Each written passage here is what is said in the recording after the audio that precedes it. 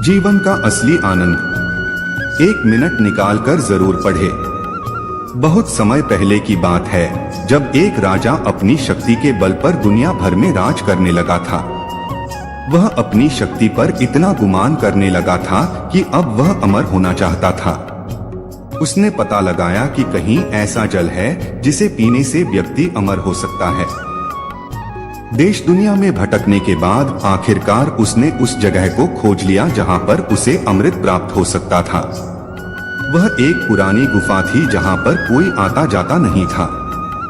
देखने में वह बहुत डरावनी लग रही थी, लेकिन उस राजा ने एक जोर से सांस ली और गुफा में प्रवेश कर गया। वहां पर उसने देखा कि गुफा के अंदर एक अमृत का झरना बह रहा है।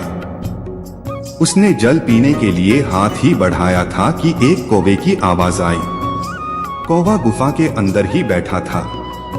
कौवा जोर से बोला, ठहर, रुक जा, यह भूल मत करना।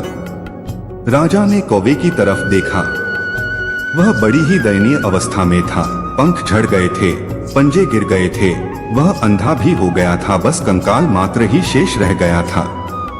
राजा ने कहा, तू कौन होता है मुझे रोकने वाला? मैं पूरी दुनिया को जीत सकता हूँ, तो यह अमृत पीने से मुझे तो कैसे रोकता है? तब कौवे ने आंखों से आंसू टपकाते हुए बोला कि मैं भी अमृत की तलाश में ही इस गुफा में आया था और मैंने जल्दबाजी में अमृत पी लिया। अब मैं कभी मर नहीं सकता, पर अब मैं मरना चाहता हूँ लेकिन मर नहीं सकता।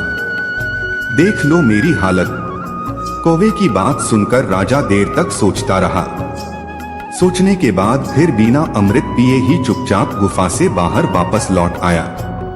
राजा समझ चुका था कि जीवन का आनंद उस समय तक ही रहता है जब तक हम उस आनंद को भोगने की स्थिति में होते हैं। शिक्षा, जीवन में हमें हमेशा खुश रहना चाहिए। हमें कभी भी खुश रहने के लिए बड़ी सफलता या समय का इंतजार नहीं करना चाहिए, क्योंकि समय के साथ हम बूढ़े होते जाते हैं और फिर अपने जीवन का असली आनंद नहीं उठा पाते हैं।